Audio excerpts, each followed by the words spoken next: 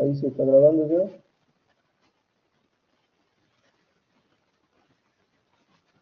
Um,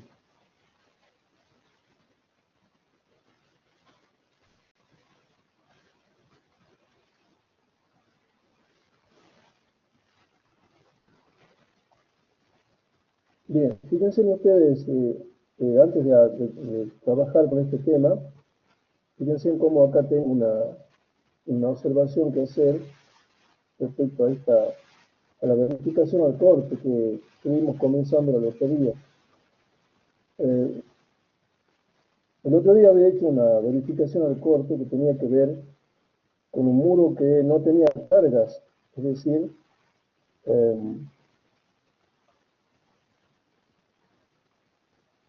no tenía cargas este muro porque tenían, si ustedes recuerdan la planta de la casita, todos los muros que estaban en la dirección de la pantalla vertical, dirección Y, no recibían cargas porque las descargas de las losas estaban hechas en la dirección X. Entonces, acá esta era la verificación que habíamos hecho el otro día, pero quería referirme un poco a esta fórmula, la que está acá, la que estamos viendo, y que en la teoría se presentaba de esta manera. En la teoría se presentaba de esta manera, así. Entonces, si ustedes se fijan, decía que el corte nominal el corte resistente, o sea, el corte nominal de la mampostería, venía dado a través de la tensión de corte que tiene la mampostería, la propia de ella. ¿Recuerden ustedes de dónde salía ese valor? Ese valor de tensión de corte, de resistencia al corte propio de la mampostería. Esta era la salida de valores indicativos o bien del ensayo de compresión diagonal, esto que estoy señalando con el cursor.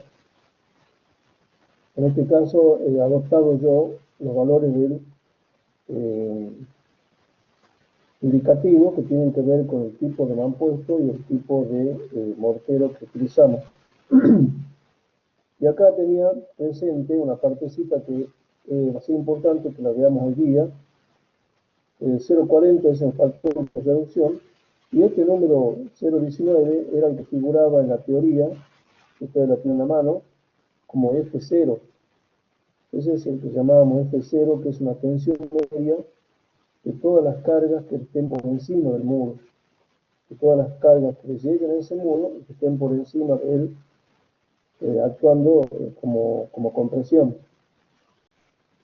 Acá teníamos, bueno, la sección de ese muro, y acá es el valorcito que el otro día yo me había confundido.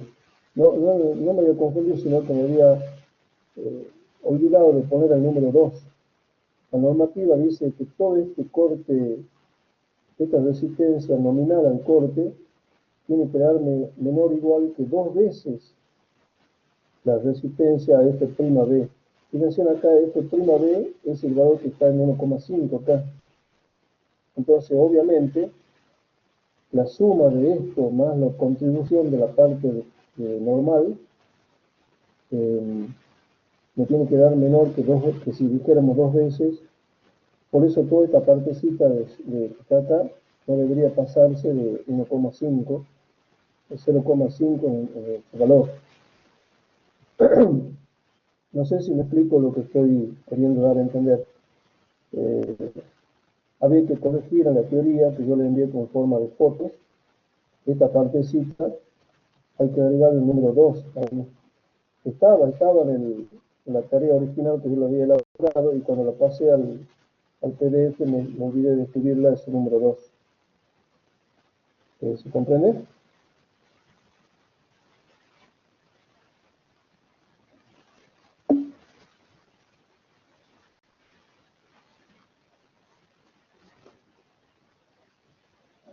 Bien, entonces ahora sí vamos eso era solamente para hablar de la fórmula, nada más.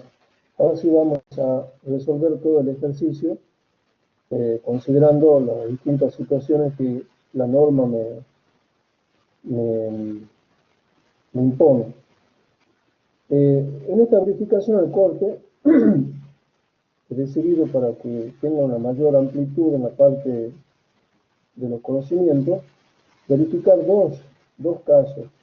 Primero, el caso de los muros que están relativamente descargados, que ya lo vimos el otro día, lo vamos a revisar hoy.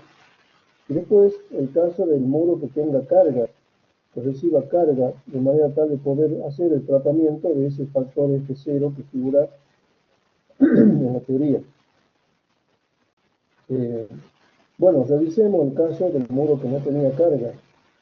En ese caso simplemente era la resistencia de diseño, los valores de resistencia de diseño, que tenían que ver con la resistencia nominal de la mampostería al corte, tiene que ser más grande que el corte que le está resultando al muro, este muro de acá, debido a la distribución de los cortes que se han encontrado a través del análisis de torsión y toda esa planilla.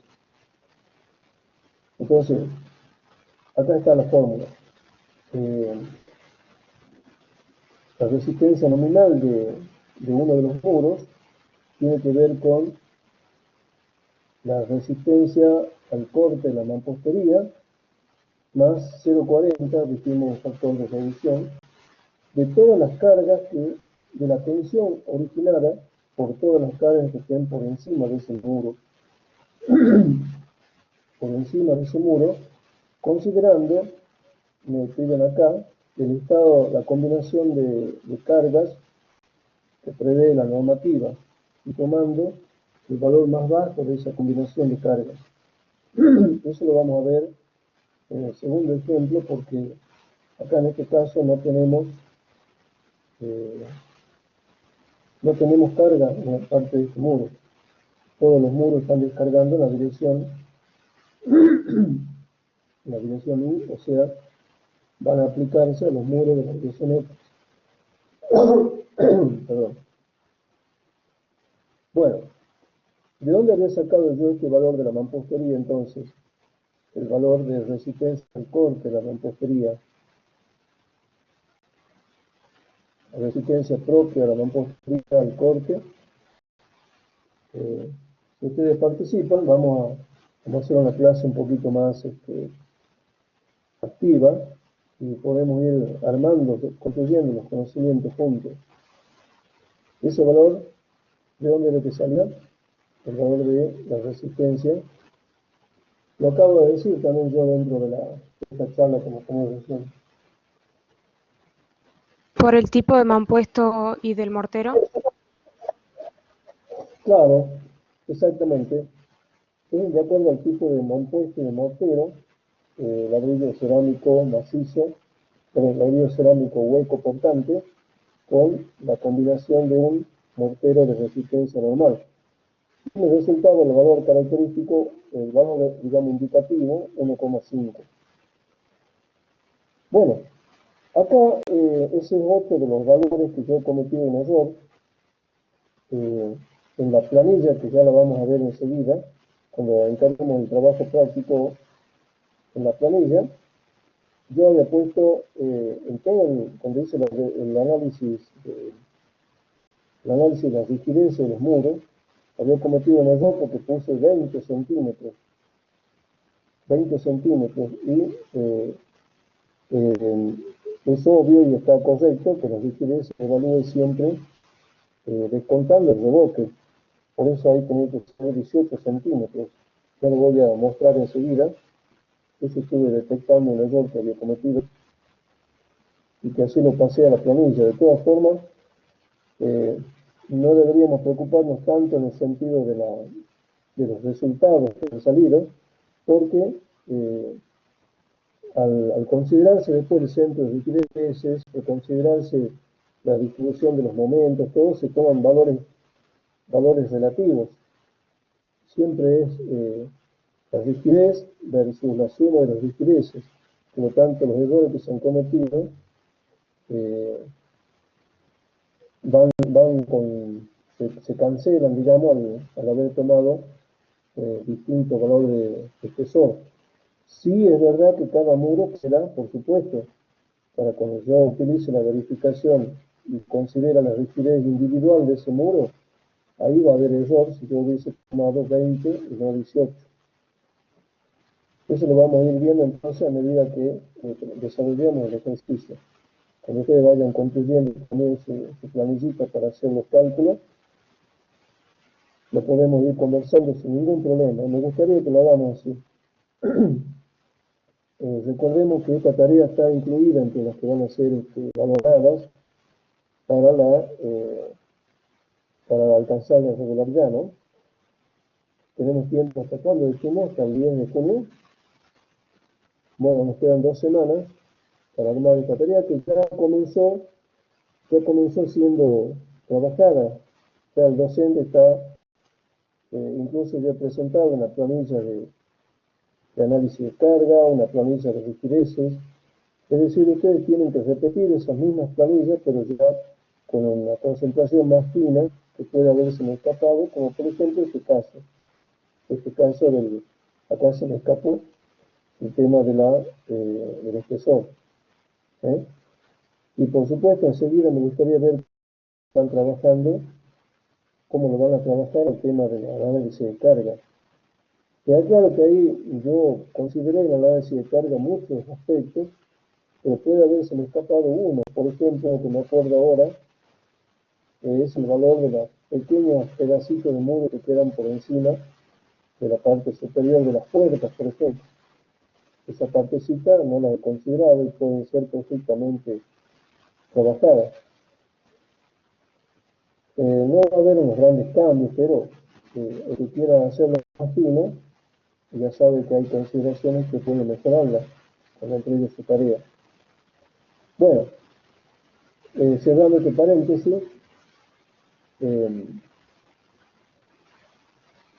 considero acá yo el corte último que tenía este muro, el resultante de esa combinación de corte directo y corte torsional que aparece en la planilla, y le aplico la verificación directamente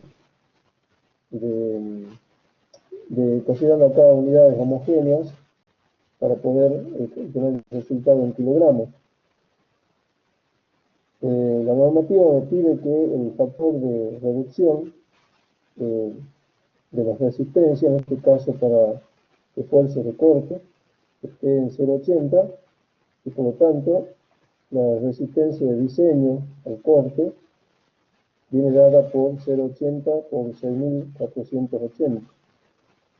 Como este valor es más grande que la solicitación sobre el muro, entonces tenemos la verificación realizada. Así he tomado un muro cualquiera, he tomado cualquiera de los muros, por ejemplo, me dio de tomar el muro M5, pero podría haberlo hecho con cualquiera de los muros, y eso es lo que yo espero de ustedes, que consideren todos los muros en las verificaciones, todos los muros. Uno por uno me generan una planilla donde puedan compactar toda esta información y al final el resultado me arroje la verificación o no de cada uno de los muros. Ya veremos qué vamos a considerar si no verifica, pero en principio, para los tamaños que se tienen, para los valores que se manejan, entiendo que deberían verificar los muros. Bueno, para hacerlo un poco más completo, le agregué esta partecita para que tengan una referencia de cómo manejarse cuando el muro sí tiene carga, cómo hacemos la verificación al corte, de la resistencia al corte. Antes que nada, ¿qué les parece a ustedes, así de una manera intuitiva, qué les parece a ustedes? Será más, es decir, será más factible que se verifique esa resistencia, que se realice esa verificación, que se cumpla, quiero decir, esa verificación cuando recibe carga o cuando no recibe carga, como en este caso. En cual de los dos casos, el muro va a tender a cumplir mejor la verificación al corte. ¿Qué les parece?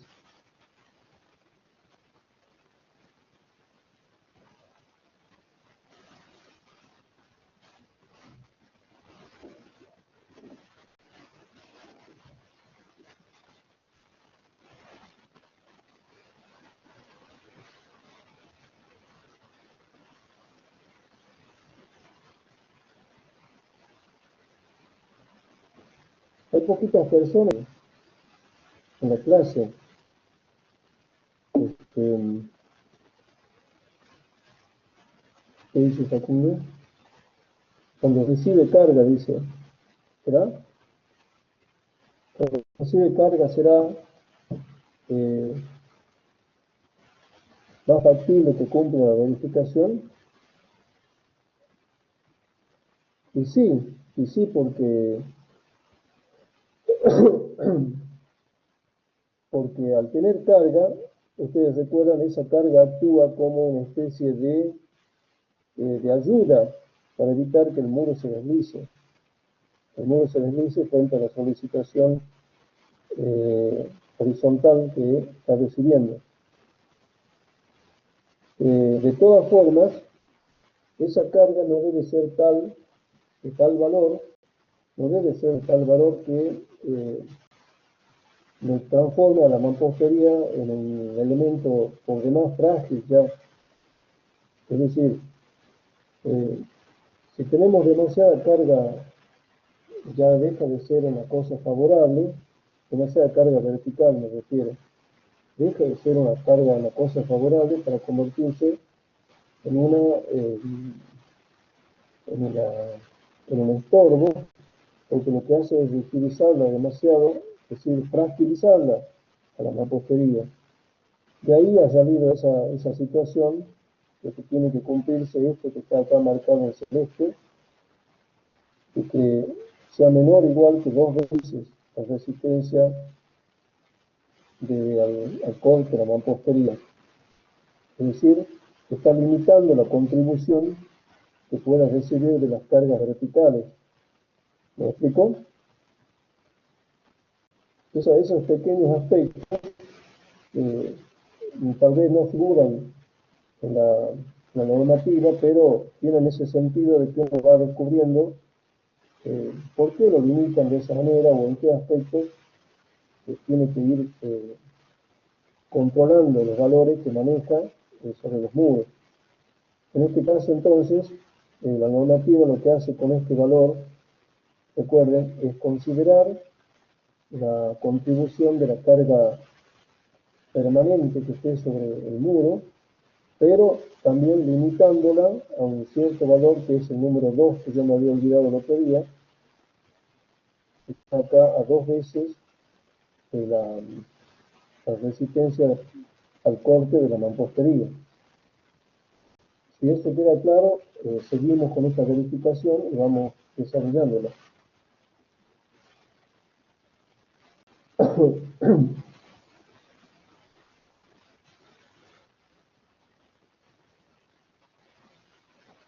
Queda claro que las verificaciones tienen muchos numeritos y muchísimas aspectos o consideraciones, por eso está bueno tener algunos valores numéricos para ir teniendo como referencia.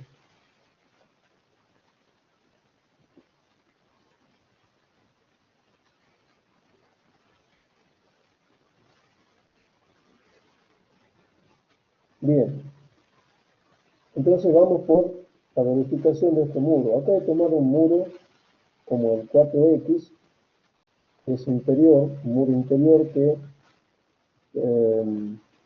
recibe desde arriba y desde abajo, como visto en el sentido de la pantalla, recibe la descarga de dos losas,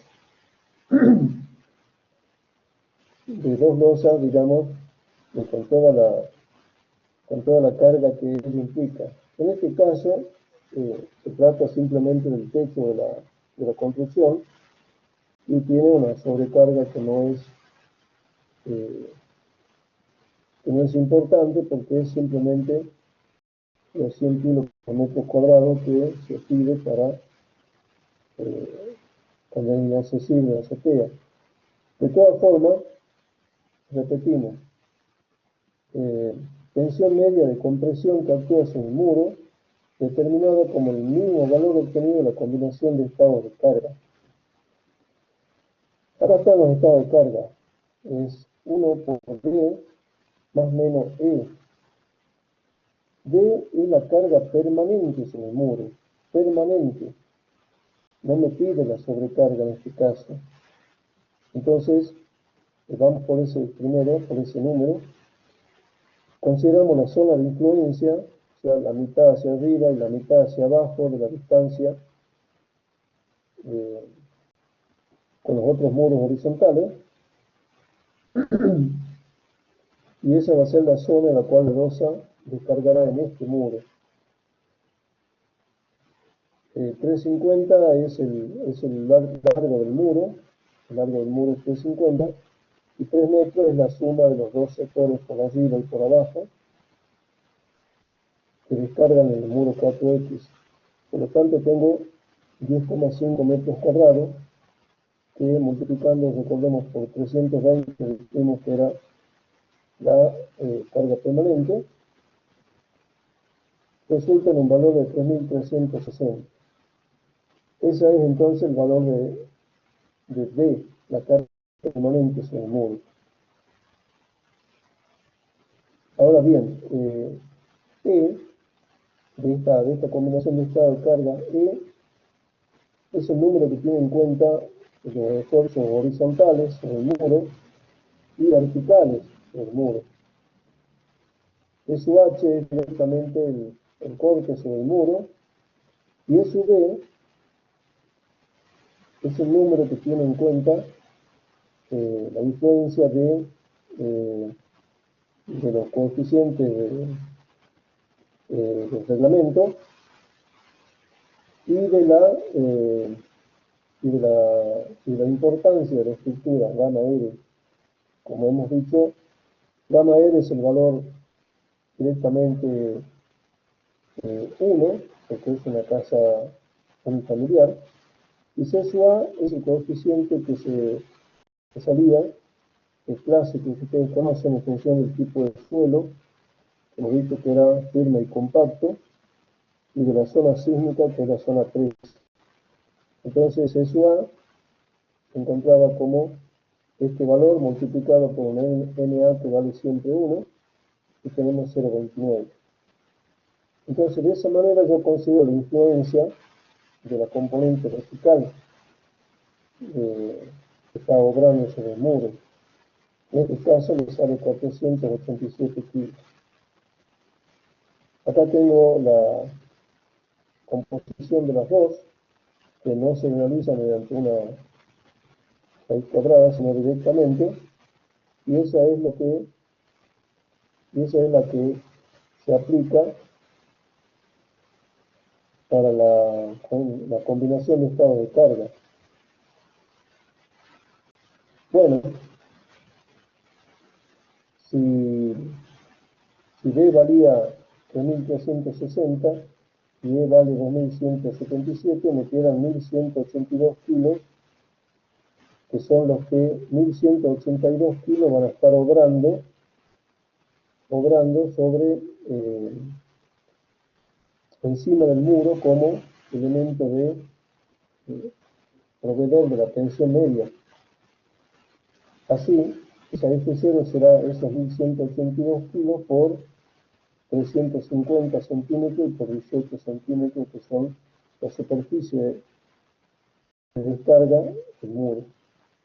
Me da una tensión de 0,19, que es perfectamente compatible con esta condición que decíamos que la suma de todo lo que haya adentro me dé 2 veces, menor que 2 veces F'. Entonces acá, llevándolo a la expresión de la resistencia nominal, resulta ser un valor de 9.928 kilos, que es menor que 2 veces F'B, que me daría 18.900 kilos. Entonces, en primera instancia está aceptado toda esta expresión, está aceptado el valor y todo, porque cumple con esta otra condición, y ahora llevándolo al valor de resistencia de diseño, me da 7.943, que perfectamente cubre la solicitación de 1.690 kilos que hay sobre el muro. Bueno, así tenemos entonces la verificación al corte, ya sea en sus dos situaciones de que no reciba carga o de que sí reciba carga. Y bueno, ustedes tendrán que ir uno por uno trabajando con los muros hasta cubrirlos en toda su verificación al corte. No sé si quedan dudas al respecto.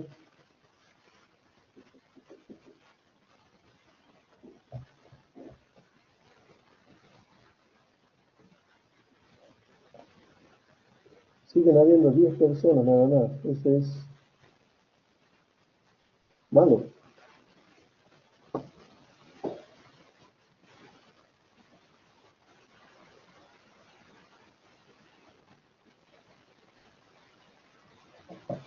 Bueno, entonces la pregunta era si queda comprendida la verificación al corte en sus dos aspectos, ya sea con carga o sin carga.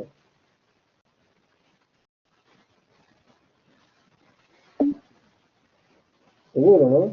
Es una cuestión de después cuando ustedes los hagan, acá tienen una referencia, pero ustedes también tienen que ir haciendo muro por muro. Creo que este trabajo práctico se les presenta bastante accesible porque se trata de la misma casa que estamos estudiando, revisar en donde yo pueda haberme equivocado en los números, donde yo pueda haberlos obviado, o como el caso del espesor del muro, considerado pone reboque, bueno, ustedes lo corrigen, lo ponen sin reboque y siguen adelante con el trabajo. No, el tema no es hacerlo perfecto de entrada, sino ir revisándolo hasta que quede eh, bastante compatible con la realidad. Bueno, vamos a salir de esta verificación y vamos a entrar en la verificación a flexocompresión.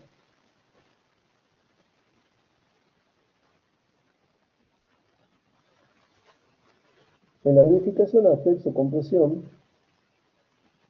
lo que se tiene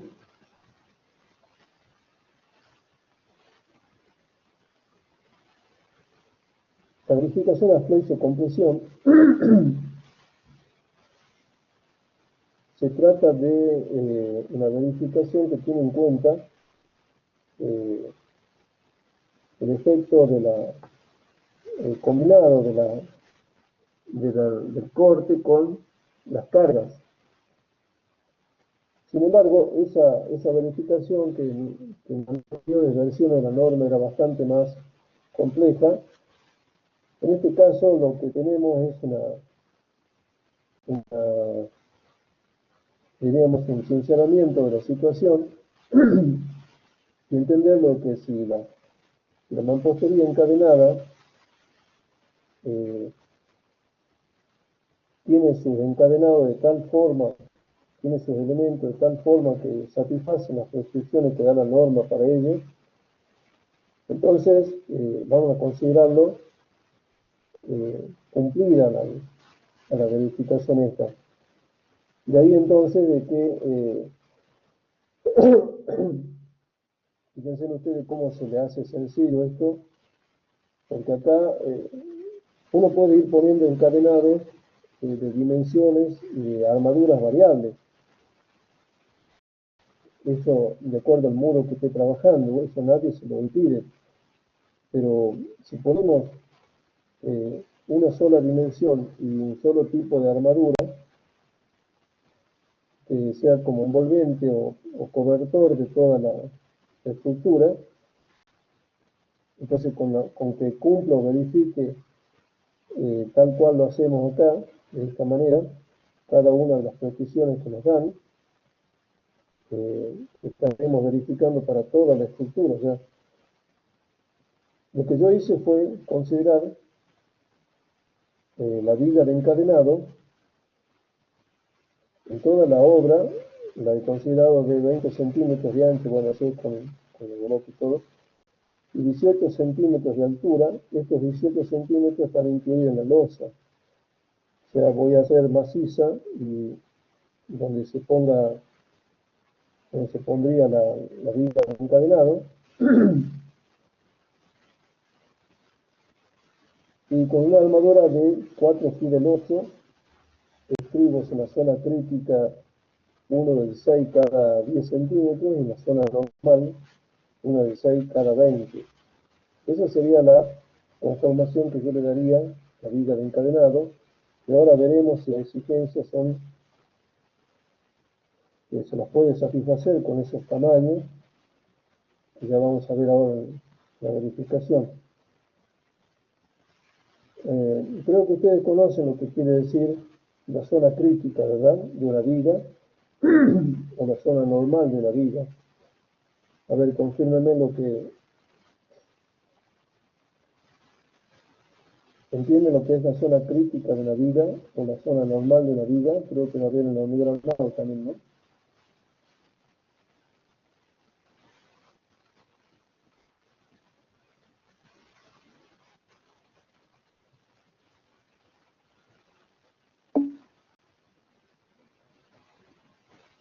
Claro, en ese sentido sí.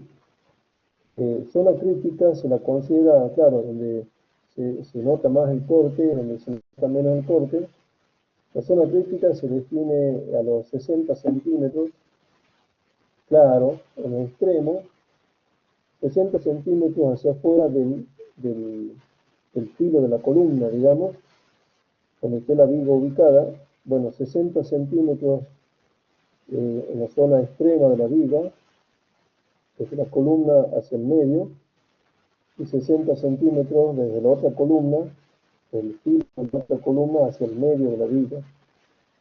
Entonces esas zonas se llaman zonas críticas, que tienen que ver con el extremo. La zona normal es todo el resto de la viga que no sea considerado zona crítica. La zona donde va a ser dominante el tema de la flexión.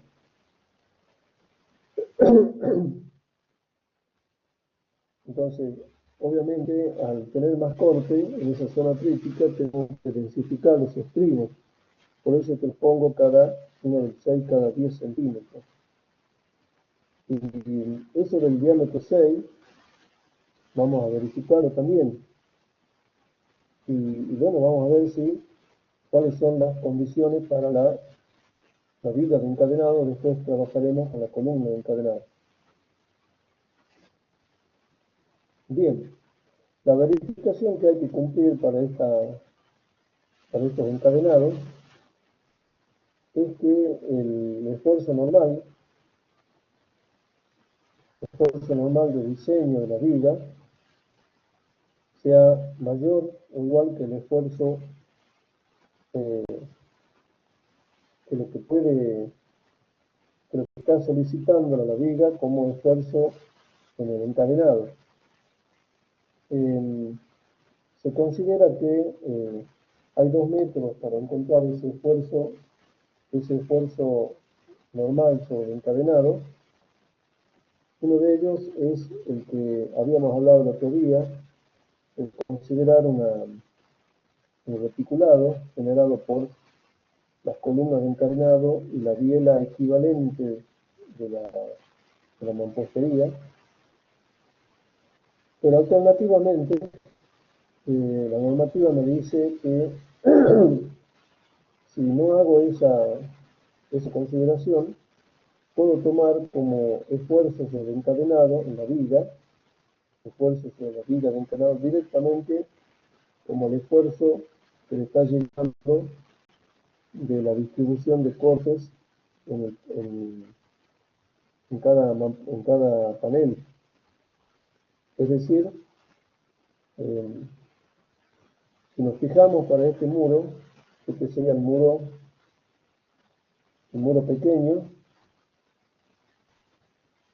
el muro sobre es el muro.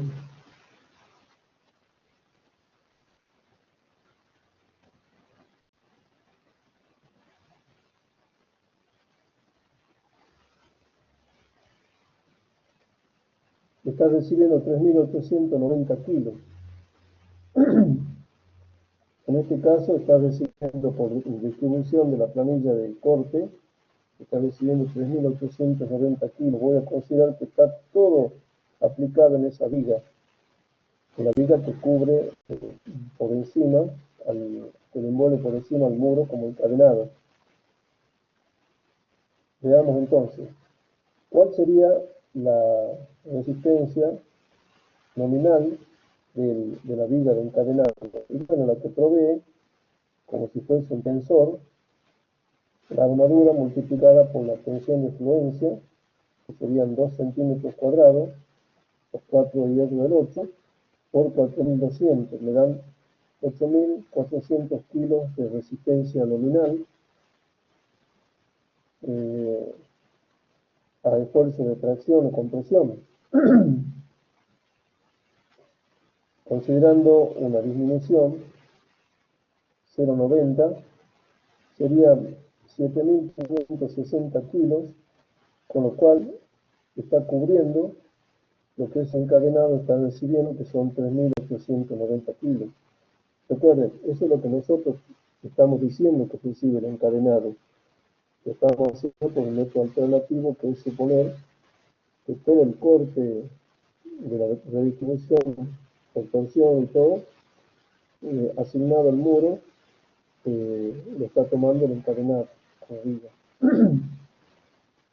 Otra condición que me pone la norma es que la dimensión mínima de la viga, en cualquiera de sus sentidos, sea más de 15. Bueno, acá tenemos de 18 y sería acá 18 también, no considerando el rebote. Bien, la armadura longitudinal me pide dos condiciones.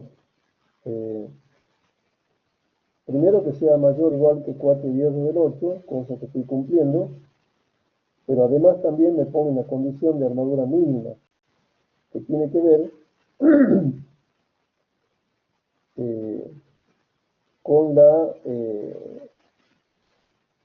la presencia de, sobre todo, ese coeficiente K que figura ahí, tiene que ver con el número de pisos que se encuentran por encima del piso que yo estoy considerando. En este caso, no hay otro piso encima, por eso pongo el valor 0. Entonces, T es acá el espesor del muro medido en milímetros, y FI, por supuesto, es la tensión de fluencia, pero acá expresado en pascales, megapascales. Por ello es una pena que la normativa utilice expresiones en las cuales haya distinta una combinación de unidades. Pero bueno, es una cuestión de adaptarse, pero simplemente a veces podemos caer en un error por tantas consideraciones de unidades diferentes. Bueno, juntándole con esos valores que pide ahí, pues resultaría que la armadura mínima es de 150 milímetros cuadrados, o sea, 1,5 centímetros cuadrados. Y bueno, también cumple este caso porque estoy teniendo 2 centímetros cuadrados yo al ponerle 4 y 10 del 8. Veamos entonces un resumen. Al yo elegir esta viga con 4 y 10 del 8, estoy cumpliendo al mismo tiempo con su capacidad resistente, pues tiene 7.560 kilos. Estoy cumpliendo con lo que me pide para la zona sísmica como armadura mínima longitudinal, y también la que adicionalmente incluye la normativa como una expresión para la armadura mínima. Hasta ahora vamos bien, vamos cumpliendo todas las especificaciones que se nos piden. Y veamos si al colocarle un estribo de 6 cada 10 estoy cumpliendo con las especificaciones para los estribos. Me pedía que en la zona normal el estribo cumpliera con esta expresión, donde K, repito, es el número de pisos por encima del que estoy considerando, y S es la separación que se adopte para la zona normal. Nos piden que sea menor que 200 milímetros. Si adopto 200 milímetros y lo llevo a esta expresión, resulta el ROM 4 milímetros. Como yo tengo de 6 milímetros, estoy cumpliendo en la zona normal el estribo. En la zona crítica tengo una expresión semejante que también me conduce a 4 milímetros de diámetro. Como tengo 6 milímetros de diámetro, entonces estoy cumpliendo y por lo tanto todas las especificaciones para las vigas de encadenado han sido cumplidas.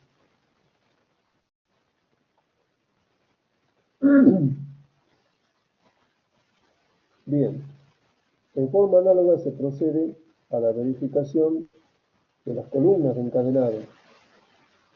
Primero se adopta una distribución de las columnas de encadenado, una sección, una armadura longitudinal y una de estribo, y luego se los verifica, o si ustedes quieren de otra manera, se van revisando las especificaciones y se deduce cuál va a ser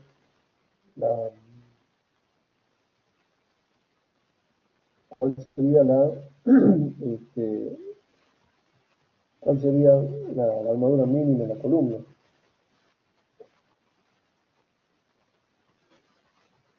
Bueno, ¿alguna pregunta hasta ahora? Esta en lo que se refiere a la viga. Ya tenemos la viga de encadenado. Y estoy tomando lo que la normativa me pide para que cumpla todo el conjunto de especificaciones de encadenado, y al cumplirlas estoy cumpliendo también la verificación a fuerza de compresión.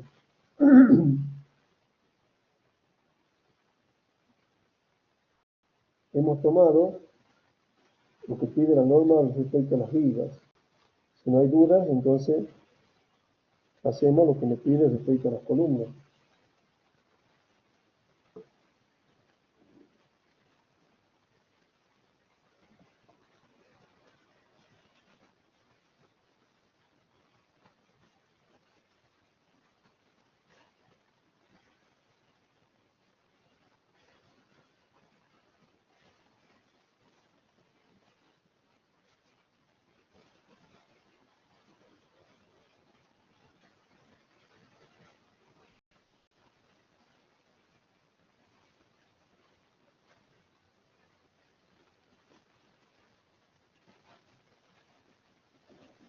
¿Hola? ¿Están ahí?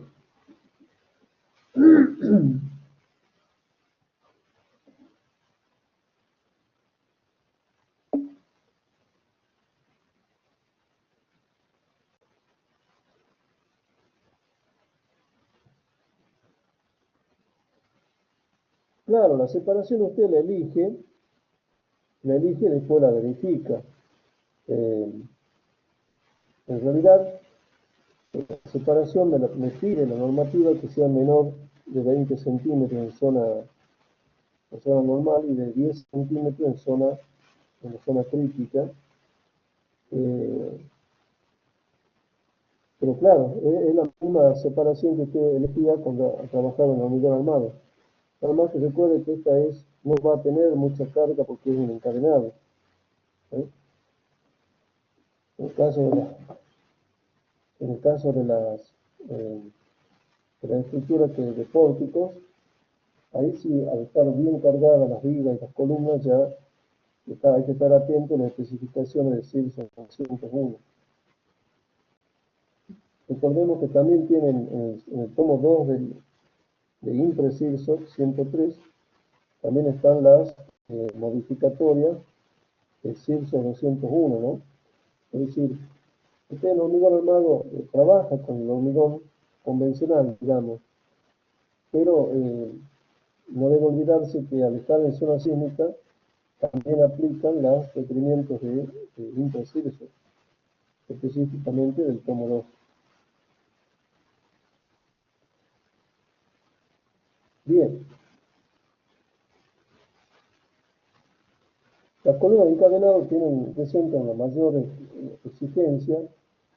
Siempre decimos que la resistencia de diseño, que es el coeficiente de reducción por la resistencia nominal, tiene que ser más grande que lo que le esté solicitando a la columna.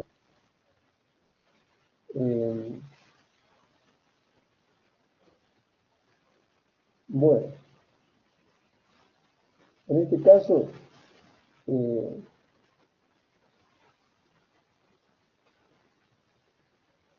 nos fijamos, acá tenemos una expresión diferente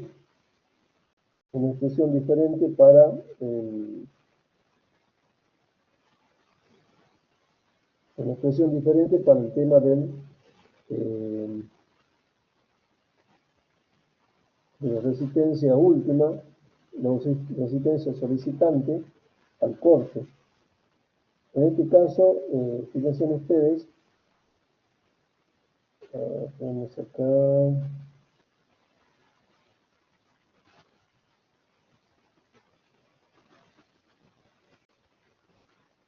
bien.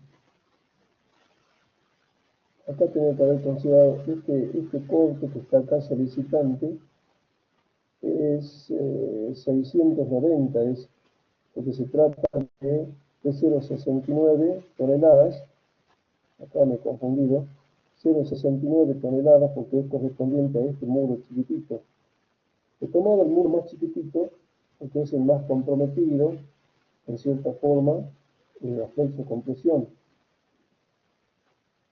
Pero yo estaba cumpliendo las condiciones desde el test, por eso este valor no es el que le corresponde al muro chiquitito, es 690, bueno, de todas formas lo cumplí. Este es el valor que está 630, este era el valorcito que figuraba en la planilla. A ver, vamos a revisarlo. Vamos a revisarlo si tenemos en la clase anterior está eso.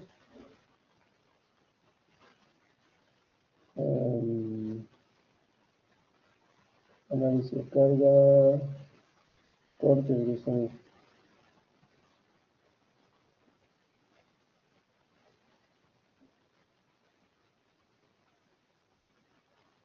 A ver, el muro 1i, acá está. El muro 1i de la planilla de cortes, si ustedes se fijan, tiene 0,63. Esa es la cantidad que corresponde. 0,63 es el corte que debo considerar yo.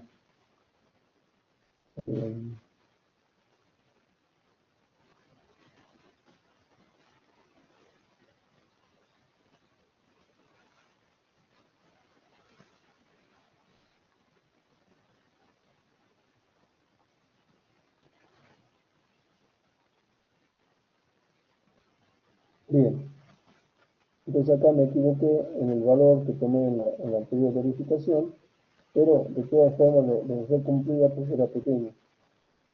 Acá tenemos la expresión que lo que hace es maximizar un poco el valor ese, teniendo en cuenta, como dije, la relación.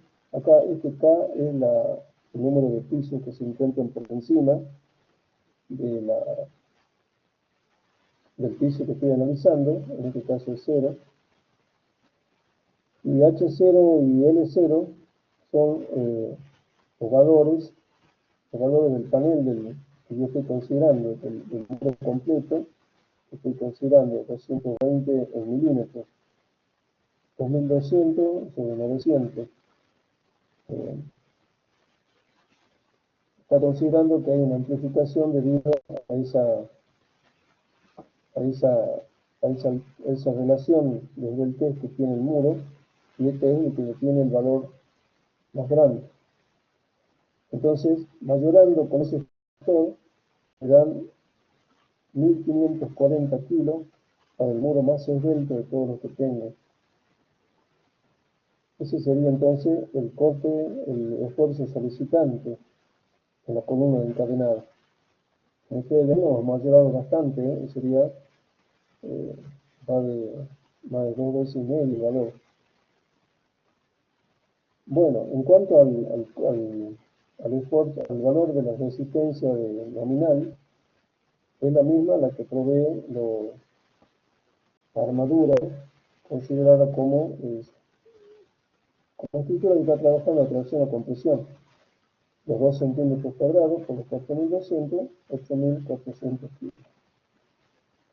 Por lo tanto, aplicando lo que es únicamente la parte de resistencia,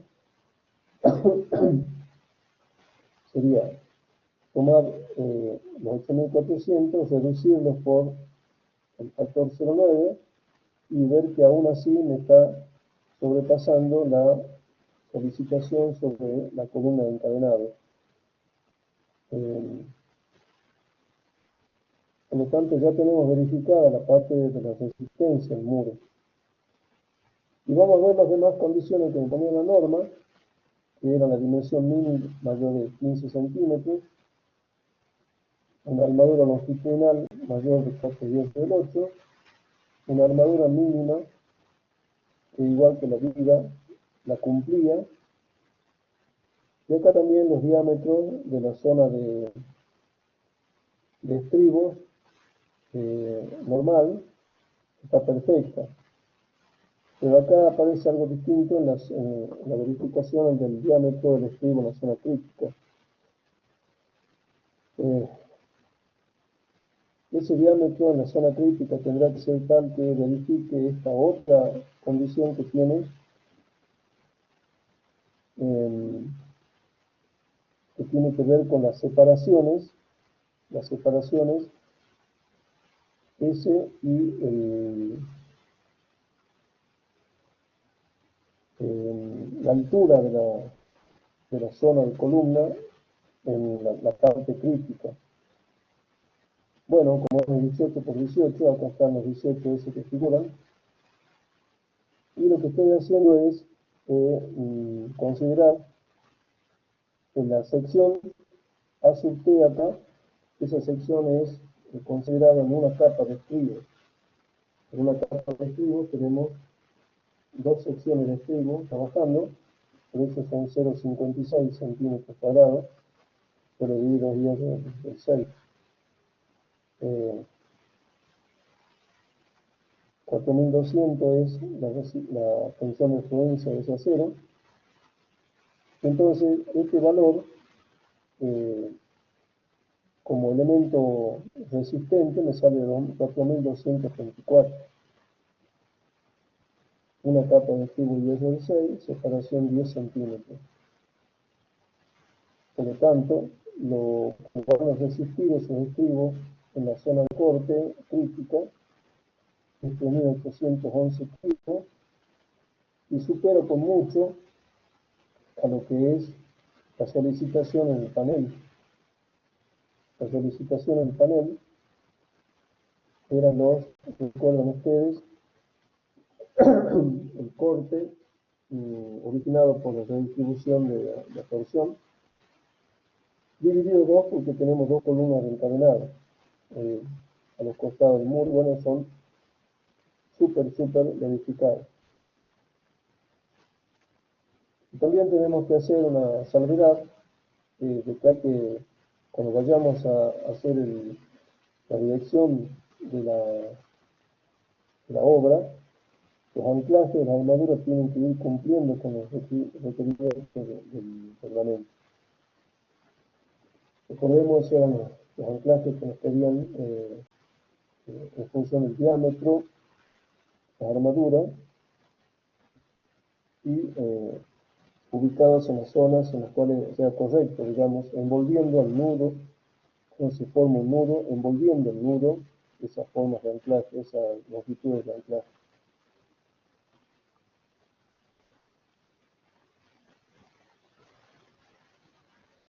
Bueno, hasta acá, digamos, la verificación que me interesa en la parte, bueno, cometí un error, repito acá, que era, como este es el muro chiquito, este tiene 630, bueno, estaba re superado, así que no hay problema.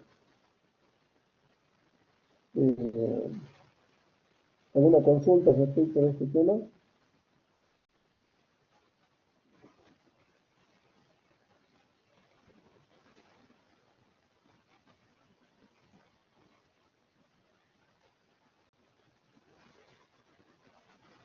Estamos,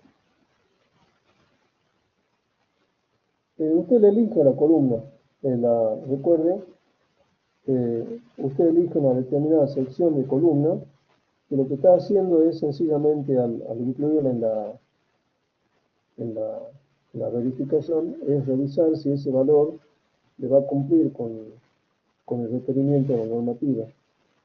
Recordemos, yo cuando he trabajado, cuando hice la verificación, lo que tomé fue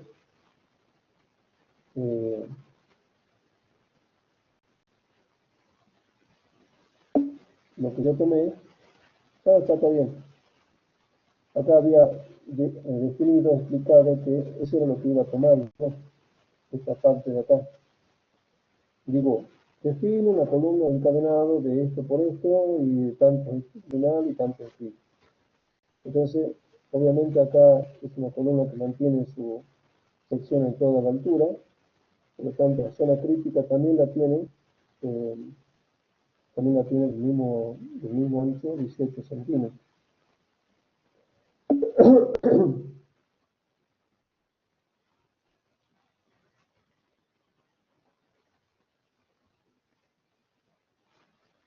Bien, la siguiente verificación es, es bastante densa en cuanto a concepto, pero por eso es que ahí le apunté yo en esas fotos de recién una, um,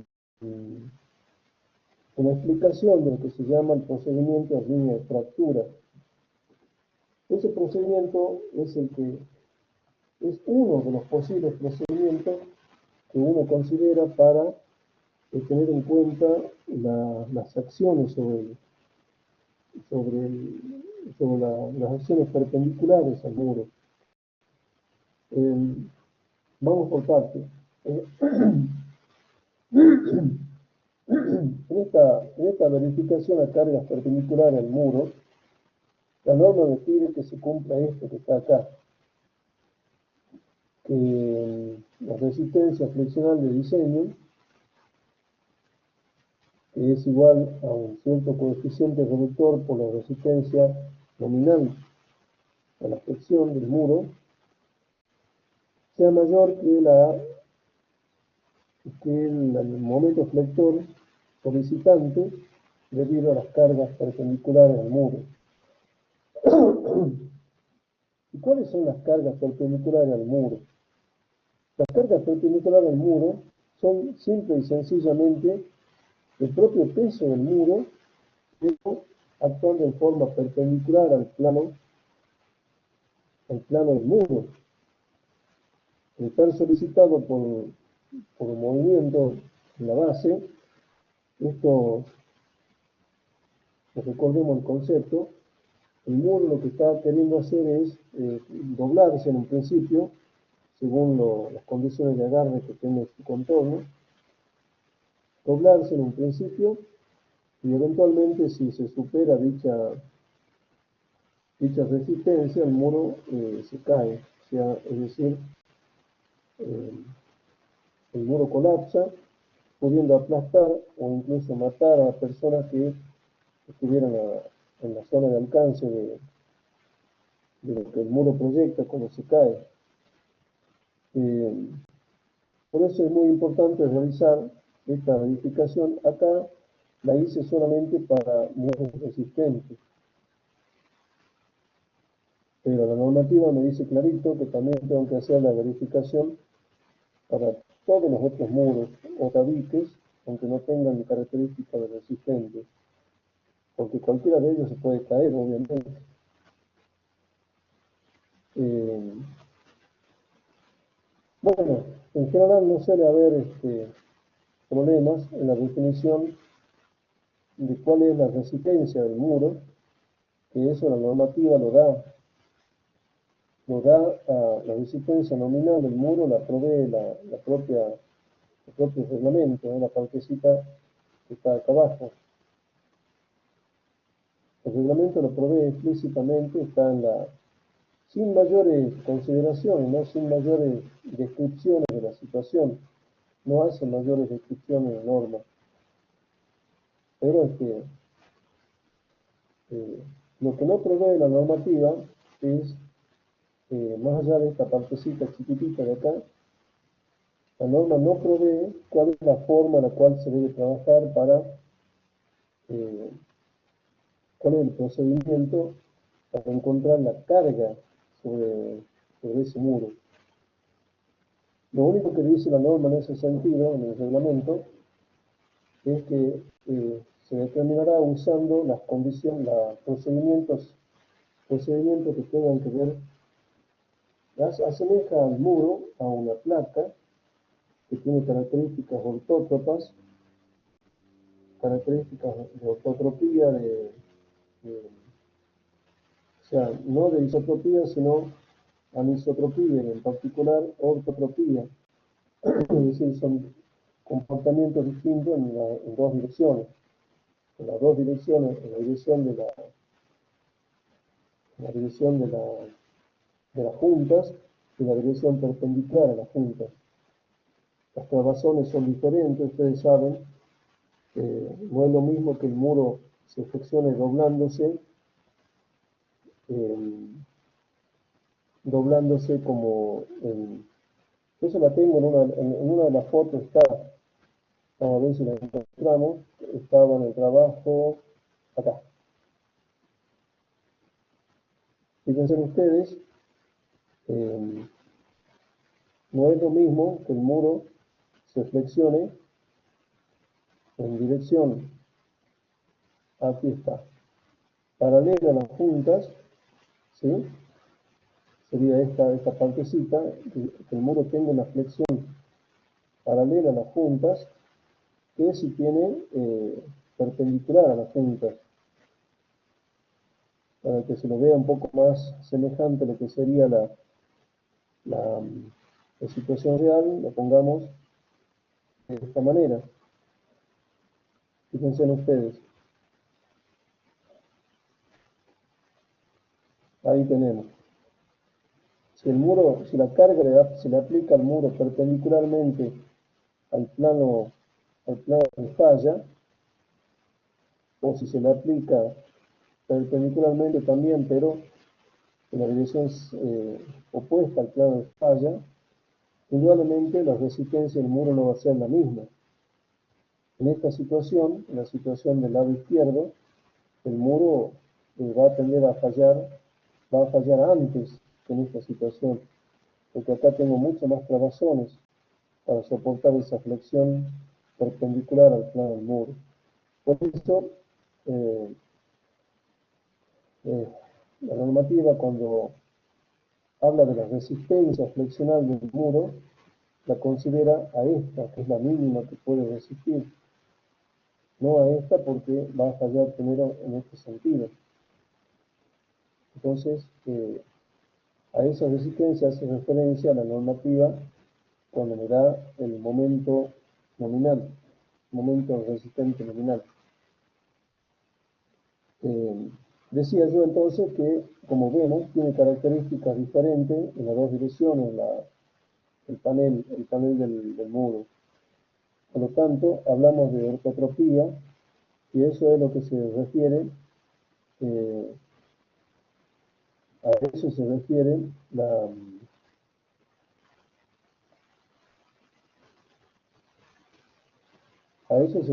normativa cuando nos dice de que deben considerarse para encontrar la acción sobre el muro, debe trabajarse con el procedimiento de las líneas de fractura, teniendo en cuenta la ortotropía del panel y las condiciones de apoyo en las cuales está sostenido cada uno de los muros.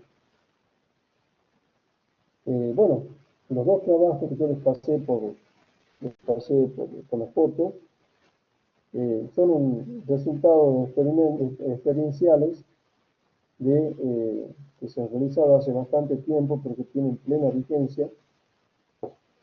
Están en el tomo 2 de las jornadas, de las memorias de las sextas jornadas argentinas de ingeniería estructural del año 1986.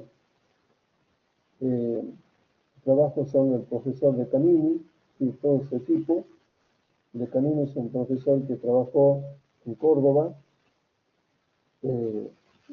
trabajaba muchísimo con este tema de los paneles, las mamposterías, y lo hacía todo experimentalmente, es decir, ponía en práctica todo construía las paredes y las ensayaban en ensayos reales, en situaciones reales, en situaciones simuladas, pero digamos, quiero decir que el muro era real y físicamente construido en el lugar.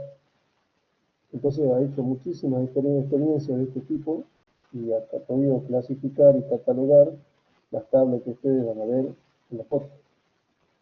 Por eso se lo sigue tomando como uno de los trabajos de referencia en este tema de la línea de fractura. Sería bueno que lo lean al apunte, a las fotos, digamos, para... Yo acabo de ir describiendo aspectos esenciales, pero está bueno entenderlo de su fundamento.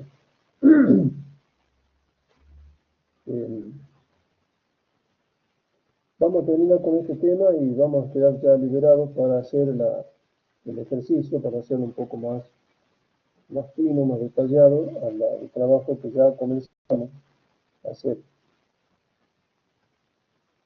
Bueno, repito entonces, la verificación consiste en que la resistencia flexional de diseño del muro, que involucra reducir la resistencia nominal del muro a flexión, tiene que ser mayor que la flexión provocada por las cargas perpendiculares al muro. El reglamento lo único que me dice es que esas cargas perpendiculares, esas acciones, tienen que involucrar un coeficiente que ya figura de antes. Este es como una especie del coeficiente sísmico. Este CPK viene a hacer las veces del coeficiente sísmico que nosotros le aplicamos a cualquiera de los elementos. En este caso es el que se habla en el tomo 1 cuando considera las partes de la estructura. En este caso está considerando como parte a la mampostería, ¿sí? Y por eso todos esos coeficientes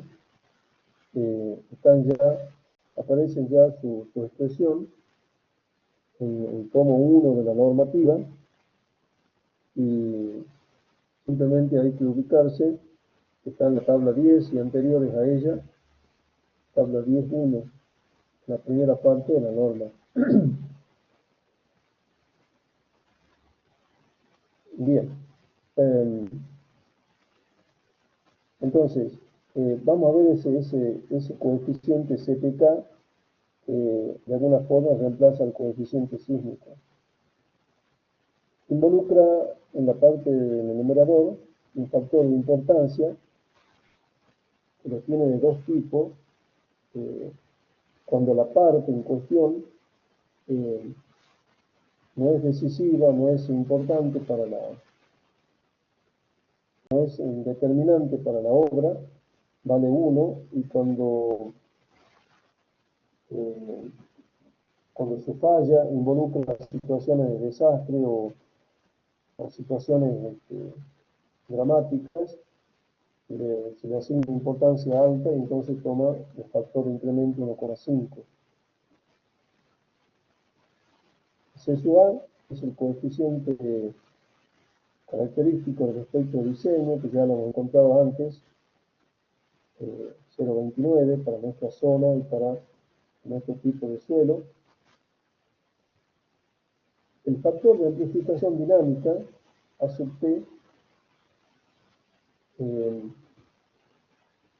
considera una distinta amplificación de si es un muro interior o es exterior de la mampostería. En el caso del interior es valor 1. Están todos estos numeritos, repito, catalogados en la parte 1 de la norma INPECI 603. Acá el factor de modificación de las respuestas, fíjense ustedes que está dividiendo, ¿sí? Está dividiendo.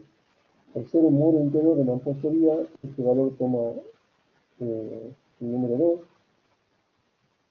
y le falta la magnificación por altura, que en nuestro caso, fíjense en este término, no lo va a considerar porque Z es la ubicación del muro respecto al suelo.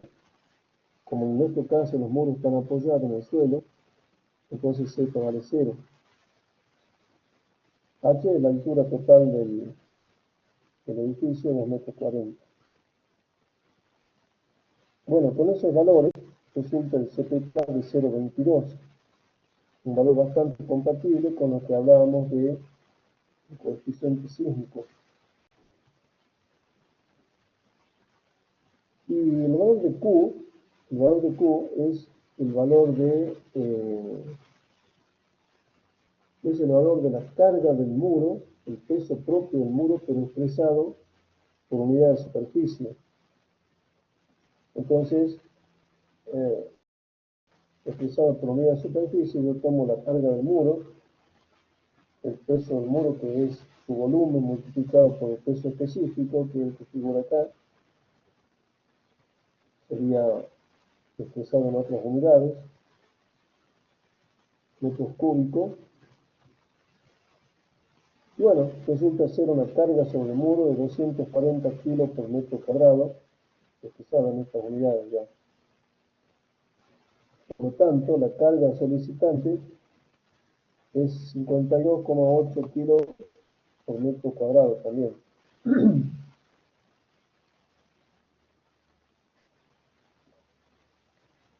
Ahora vendría la parte más, que es la parte que no está expresada en la normativa, sino que es la que resulta del análisis de esas fotos que yo les envié. Pero estamos autorizados a utilizarlo porque la normativa misma nos dice que tienen que utilizarse métodos basados en líneas de fractura. Eso queda expresado en tablas en función del tipo de apoyo, de las dimensiones del panel y de cuál sea el tipo de mampostería que se use. Cuando ustedes lean las fotografías, van a poder ver que la persona que realizó estos ensayos ha tenido en cuenta todos estos aspectos. Ha tomado dos tipos de mamposterías, una de ladrillos macizos y la otra de ladrillos huecos. Ha tomado en cuenta varios tipos de paneles, es decir, en cuanto a su tamaño, y variando también los apoyos, desde empotrado, que sería el costado que está acá a la derecha. Este sería el muro M6C, observado de izquierda a derecha. De izquierda a derecha, de frente, pero de este lado de la izquierda hacia la derecha. Acá veríamos la columna 11, que está acá, haciendo las veces de un empotramiento para el muro, porque está también soportando el muro perpendicular. Entonces, en esas condiciones, esta columna representa el empotramiento para el muro. La parte de arriba y la parte de abajo son apoyos, por lo tanto, ahí tenemos situación de articulación. y la parte de la izquierda del muro, que en este caso está dada por la columna 5, también representa una articulación porque no tiene ningún otro elemento que arrastre en el sentido perpendicular. Entonces no es en rigor de verdad un empotramiento esto. Esas son las condiciones en las cuales se define el muro para poder entrar en las tablas que se adjuntan. En este caso entonces el muro se encuentra apoyado en 3 de los bordes y en el otro se encuentra empotrado.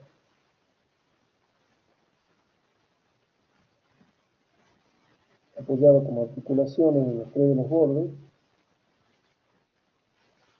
y empotrado en la otra. Bueno, en este coeficiente, antes que nada veamos cuál es la expresión. Bueno, una expresión conocida de flexión, carga por altura al cuadrado, pero acá en vez de ser sobre 8, acá en vez de ser dividido 8, que sería en caso de que tuviese todas sus partes apoyadas, nada más, simplemente apoyadas, es dividido en coeficiente n sub i, el cual ese coeficiente resulta de aplicar el conjunto de tablas, el conjunto de tablas que provee la fotografía.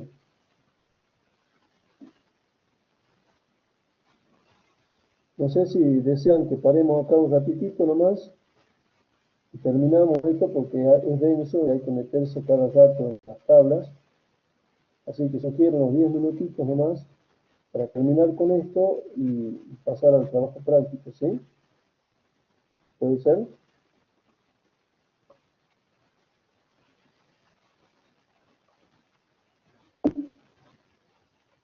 10 minutitos, no se vayan.